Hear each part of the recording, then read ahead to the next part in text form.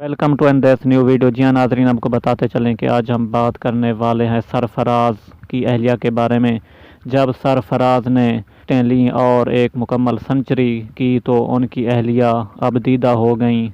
सब कुछ बताने वाले हैं इस मुख्तसर सी वीडियो में। इस वीडियो को एंड तक लाजमी देखें।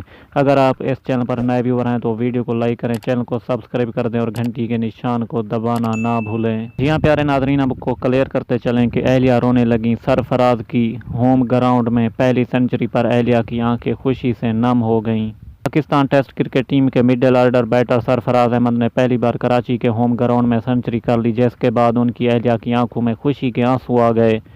पाकिस्तान को जीत के लिए मजीद कुछ रन्स दरकार थे और इसकी 4 विकेटें बाकी थीं। सरफराज अहमद का साथ देने के लिए सुलेमान अली आगा विकेट पर आए और उन्होंने अच्छी कारकर्दगी का मुजाहरा किया।